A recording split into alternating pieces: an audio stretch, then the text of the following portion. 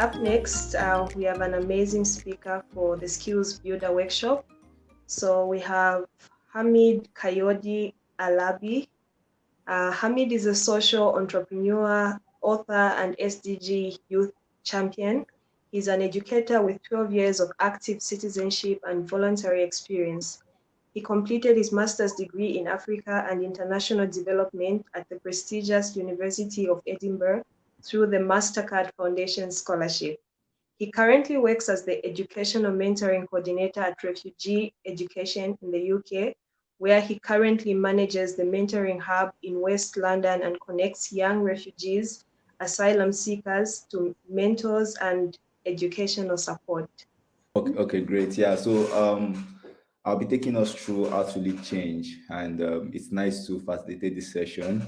I mean, leadership is something that I really like to facilitate. And what are those things we're going to be covering in this session today? First, we'll be watching a video, and I would like people to give me their thoughts on that video. We'll look at how we can lead change. I mean, my recent experience of how change can happen and how young people can be at the center of leading that change. And what we'll be looking at, what are the challenges or the likely challenges that young leaders would face, basically. So those are the things we'll be covering today. So there's a video I want to play, and it's called Leadership from the Dancing Guy. I think I'll have to reshare my video again.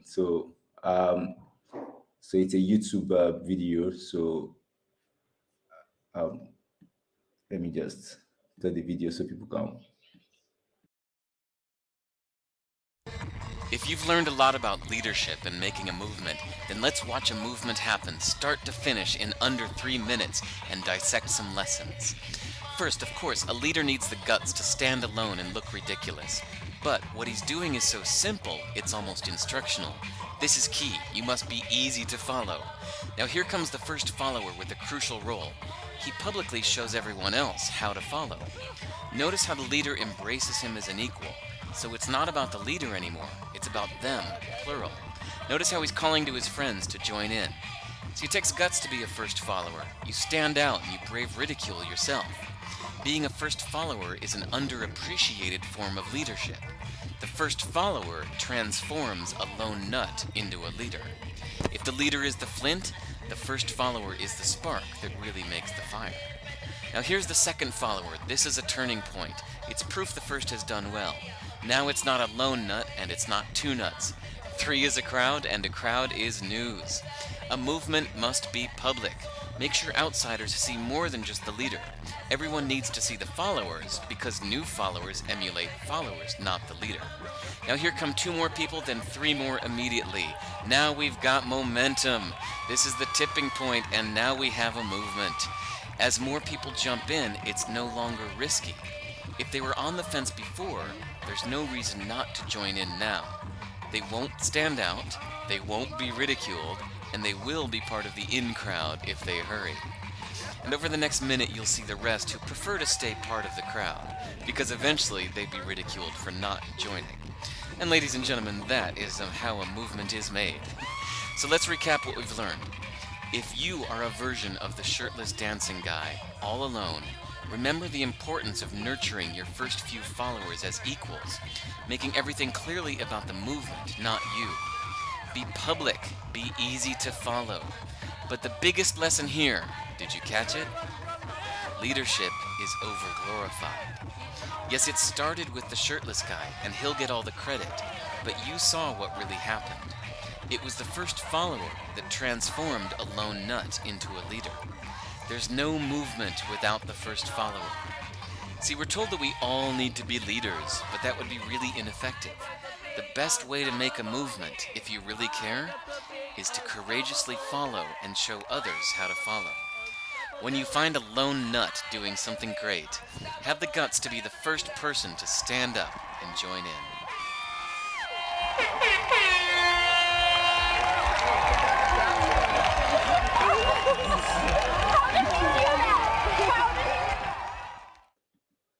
I believe we can pick 1 or 2 things from that video, and how one person started the movement and everybody joined.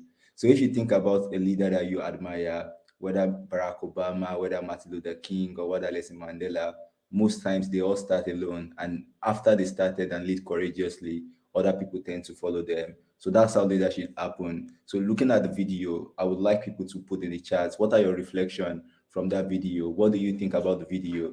What are the lessons in leadership that you can think about or you can think of watching the video? So really looking forward to read people's comments on the chat. Thank you, Yara. I'm really looking forward to read people's reflections. So what's your leadership reflection based on the video?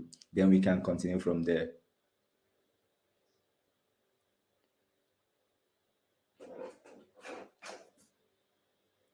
I've not seen people's response yet. But while I wait for responses, I will just continue with sharing. Um, so my recent experience with the video that I've shared. So recently, a young person came to me, and I met this young person in 2018 at a boot camp. And this young person wanted to they got admission into the university, Prakash University in India, and they got a fully funded scholarship. They got a scholarship, not fully funded.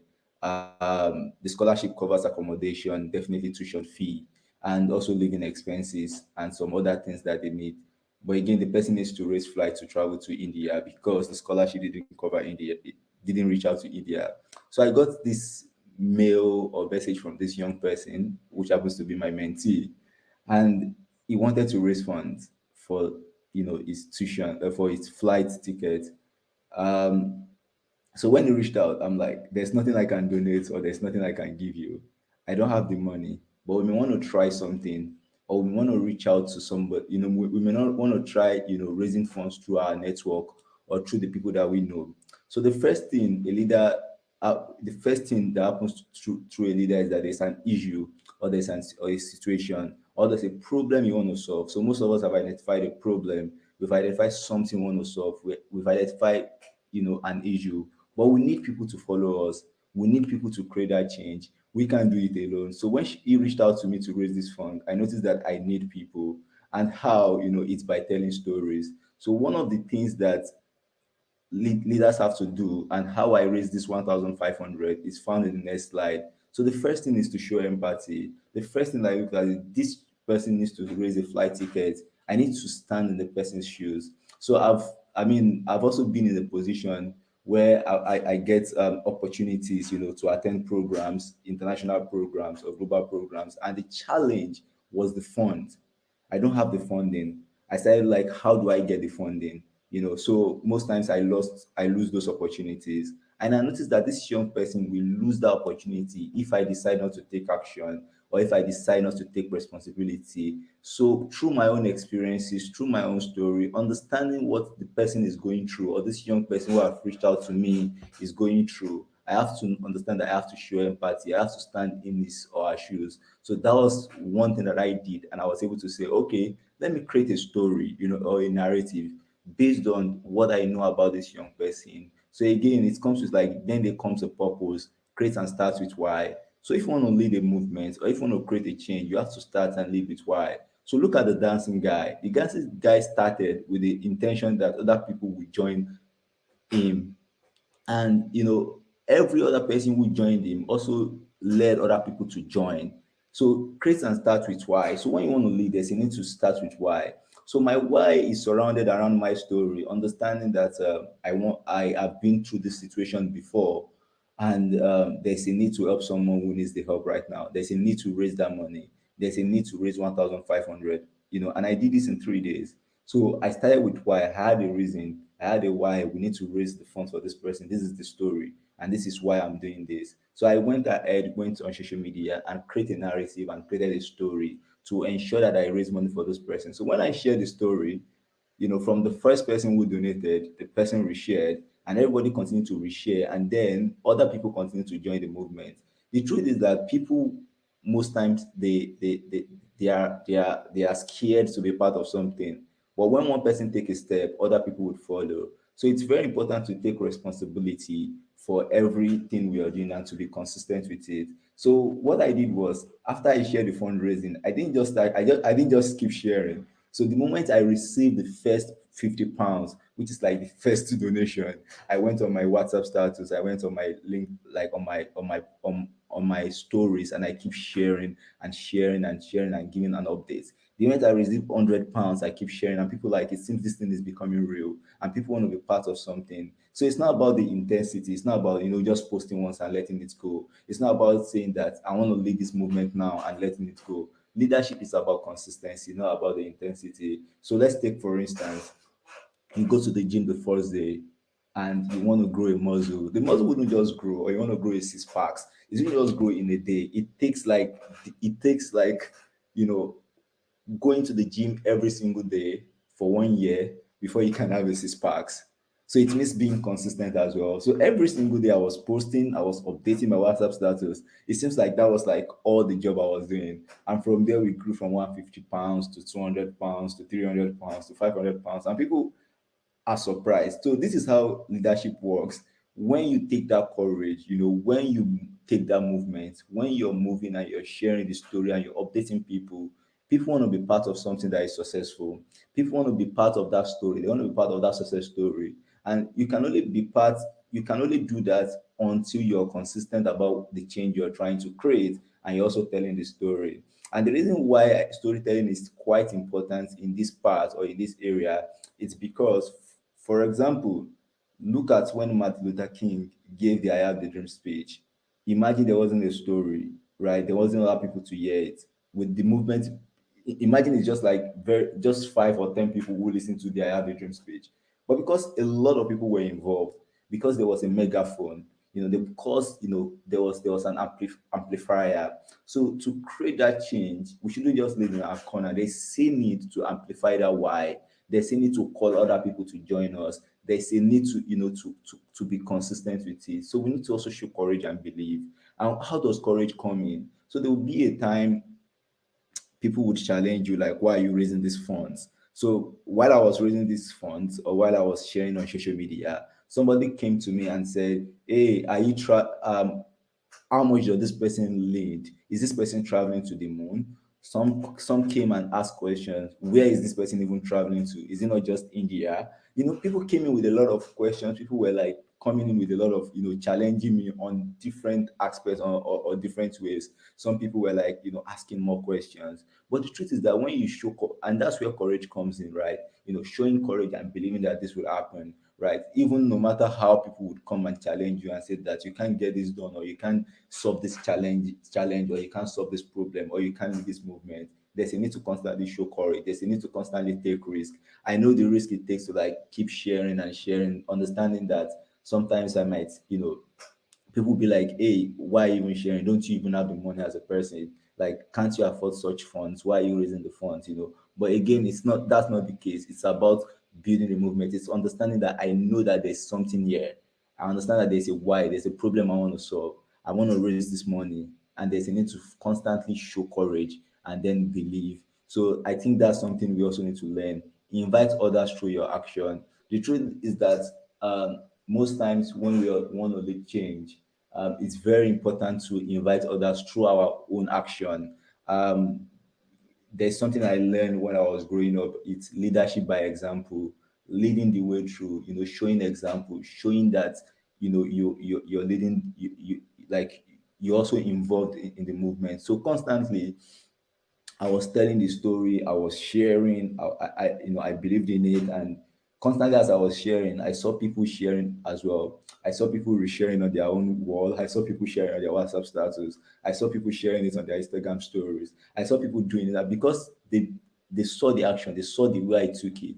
People want to be part of that such movement. So most times when you're leading change, the first follower, people see the first leader, people learn through your action, And that's what happened through that video. Look at how the guy started the dance at first. People saw that dance and they saw the action and they want to be part of that action. And then we had the first follower who started dancing again. And other people continue to join. That's the way leadership happens, and that's the way to lead change, and that's the way to create change. Same thing with innovation. How sometimes people decide to say they want to use a particular product is for one or two persons saying that we believe in this thing, or we believe in this mission that this person is driving, we believe in this vision and this person is driving, and we are ready to follow this person. So you see, then you have the first people who are like maybe 2.5% of the population who want to be part of a particular movement. And that's when innovation happens. It's some people willing to take the risk. And we have the early majority, which is like 13.5% of a population, who also want to be part of a particular movement. And they say, oh, it seems this thing is real and this thing is interesting. And they become the early adopters. They will be the first person to want to adopt the change. And then you have the early majority, which is also like 13.5, and the late majority who will join later, and then the people who even don't believe in it at all. But when they see that other people are doing it and other people, they have no choice. Like, it's not risky anymore to be part of that movement. And that's what happened in the video. You saw how it changes over time from two people who are willing to take the risk to 3 to 4 people, to the early adopters, to the early majority, and then to the late majorities, and then to the laggards, people who are not interested. These people are not, they don't believe it, but because they saw that there's no risk anymore, they are part of it. So when you're about to succeed, so I noticed that when it was like we hit like 1,100 to 1,200, people want to be part of a success story. People, it is safe to be part of it. People feel like it is real, and that's how leadership happens. When you're building a movement and people see like, oh, it seems this thing is getting somewhere, and then that's how you're able to generate more people, and more people will be part of that movement. But again, it needs to start with like empathy, having a feeling, understand, having a strong why. Create and start with why. Take responsibility and be consistent. Show courage and belief, and invite others through your action. And Amazing stuff, Hamid. Sorry, I have to cut you short. We need to get into the questions, and for the sake of the program, so that we don't run over schedule, could you just in under 20 seconds just give your final remarks, and maybe we allow the audience to share questions?